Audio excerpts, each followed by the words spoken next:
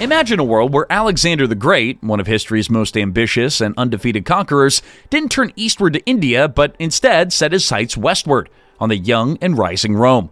At the height of his power, Alexander had carved an empire that stretched from Greece to the edges of India, embodying the ultimate ambition for glory and domination.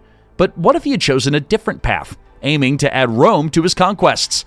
Well, today we're going to dive into this alternate history and explore all the possibilities. Could Alexander have really conquered Rome? And if he had, how would history have changed? Well, this is the story of what could have been Alexander the Great's hypothetical clash with the Roman Republic. To understand how this might play out, let's first take a look at what drove Alexander the Great. Alexander wasn't a ruler content with borders. He was driven by dreams of an empire, of legacy, of the uniting of the known world under one banner. By his mid-20s, he had overthrown the Persian Empire, swept through Egypt, and extended his reach as far as India.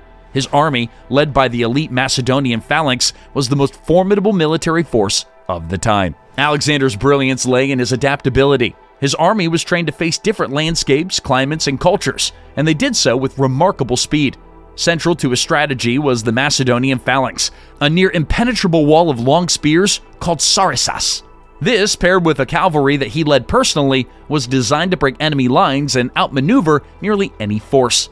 Alexander's tactical creativity kept his enemies off balance, often allowing him to conquer without prolonged sieges.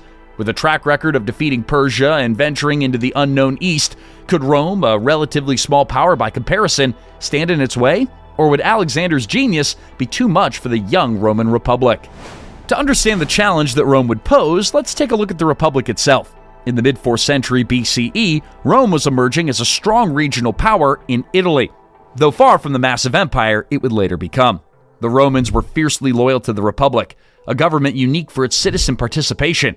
Yet this was still a developing state, expanding from the city of Rome and gaining influence all across central Italy through strategic alliances and decisive battles. Rome's military at the time was comprised of citizen soldiers. The legions were formidable, but their strategies and formations were still evolving. Unlike Alexander's professional full-time soldiers, Rome's troops were mostly farmers and artisans, called to arms only when needed. They fought with strength and determination, but they were neither as experienced nor coordinated as Alexander's seasoned troops. However, the Romans had something special, a spirit of resilience. They weren't quick to give up and had a unique talent for learning from each defeat. If Alexander invaded, Rome's ability to adapt, along with its allied support, would make this much more than just a simple conquest. Now let's imagine Alexander, victorious in the east, turning his sights onto Italy. An invasion could begin with a swift movement across the Adriatic Sea, perhaps landing in southern Italy, or maybe moving north through Illyria and down through the Italian peninsula. His fleet would follow, ensuring supply lines and maintaining support on the Mediterranean shores.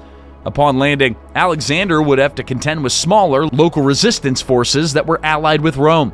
While some cities might surrender at the mere mention of his name, others, emboldened by Rome's rising strength, might resist. Alexander's seasoned army, however, would likely make short work of these early skirmishes. Still, this would only be a preview of the real conflict awaiting him with Rome itself. Rome, on the other hand, would not take the invasion lightly. They would rally allies and call every able-bodied citizen into the field. Alexander, too, would likely adjust his plans, aiming to draw Roman forces into open battles where his phalanx and cavalry could dominate. Now let's picture the actual confrontation between Alexander's forces and the Roman legions. Alexander's Macedonian army used the formidable phalanx, a disciplined formation armed with sarissas, which created a wall of spears that seemed almost invincible. His cavalry, commanded with unmatched skill, would attack flanks and create chaos in enemy lines. Rome's legions, though less cohesive than Alexander's professional army, were known for their flexibility. Roman soldiers fought in maniples, smaller and more adaptable units within the larger legion. Though yet not perfected, this system would eventually allow them to change tactics mid-battle and respond quickly to threats. In the initial battles, Alexander's troops would likely have the upper hand. His men were battle-hardened and far more experienced. The Macedonian phalanx could hold ground against the Romans, allowing Alexander's cavalry to move in and break the Roman lines. Yet Rome's talent for adaptation might mean that, as they suffered defeats, they learned and adjusted, potentially changing tactics and finding weaknesses in Alexander's formations. Now imagine this scene. Alexander won the initial battles in southern Italy, pushing closer to Rome. Now, in a decisive stand, Roman forces gather their allies for a final defense. Against overwhelming odds, Rome brings together its own legions, Etruscan allies, and soldiers from other Italian tribes to meet Alexander in the open field. The opening moments would likely see Alexander's forces pressing forward, breaking through Roman lines with relentless precision. However, Rome, understanding the high stakes, would likely deploy hit-and-run tactics, using Italian allies to harass Alexander's supply lines, hinder his movements, and strike whenever his forces show signs of exhaustion. Such guerrilla tactics might frustrate Alexander, whose campaigns thrived on open-field victories and decisive clashes. The longer the conflict dragged on, the more vulnerable his forces would become, especially if Rome's allies attacked from multiple fronts. So what might the outcome of this epic showdown be? In one scenario, Alexander's military genius, combined with the sheer discipline of his army, could break Rome's coalition. Perhaps Alexander's forces pushed through Italy and even forced the city of Rome itself to surrender. Roman walls and defenses, while strong, may not have withstood the advanced siege tactics that Alexander mastered during his campaigns in the east. But an alternative scenario could see a different end. Unlike Persia or Egypt, Rome was not an empire ruled by a single monarch. It was a republic with citizens deeply loyal to their way of life. Even if Alexander won decisive battles, the Romans could regroup, draw strength from their allies, and fight on. With a resilient Rome, Alexander could find himself facing a prolonged campaign that strained his resources and drained his army's strength. In a drawn-out conflict, Alexander's vast empire, spread thin and facing the pressures of rebellion back east, might begin to fracture. This scenario raises a tantalizing question. Could Alexander's ambition to conquer Rome ultimately weaken his hold over his existing empire? So let's say Alexander conquered Rome. The political implications would be vast. Rome was deeply rooted in its republican traditions, with the Senate and various assemblies holding significant power. The idea of monarchy was antithetical to Roman ideals, and Alexander might face severe opposition to his rule, even if he installed a puppet government or attempted to blend Greek monarchy with Roman republicanism. Alternatively, Alexander might recognize that Rome has a unique political structure and grant the Senate certain powers under his rule.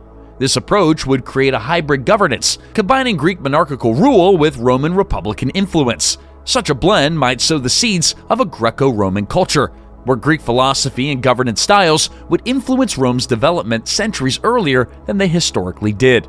The culture's impact of Alexander's conquest would be transformative. Hellenistic culture, with its emphasis on art, architecture, and philosophy, would merge with Roman practicality and engineering skill. Greek architecture might dominate the cityscape of Rome, and the blending of Greek and Roman pantheons could happen far sooner, establishing temples that honored both Zeus and Jupiter, Hera and Juno, side by side. Socially, a Greek-educated Roman elite might emerge, blending the democratic ideals of Athens with the military and civic pride of Rome. This Greco-Roman synthesis would pave the way for a unique cultural identity, one that might spread across Alexander's vast empire and define the Mediterranean world.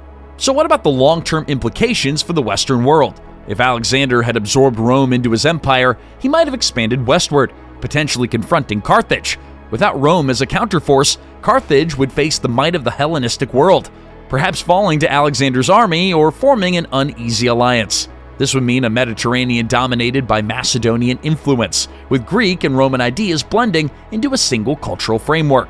Rome, likely stunted in its independent development, would never rise as the empire we know.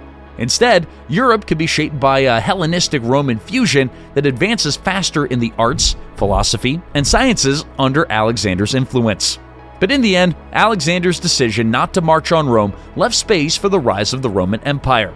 But if he had taken the risk and succeeded, his empire may have stretched to encompass both East and West, blending Greek and Roman cultures centuries before history actually allowed it. The result would be a new Mediterranean superpower, a world where Hellenistic and Roman traditions merged to create a unique cultural and political legacy.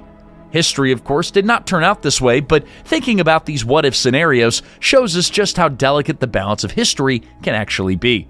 One different decision, one changed ambition, and the course of civilizations can shift dramatically.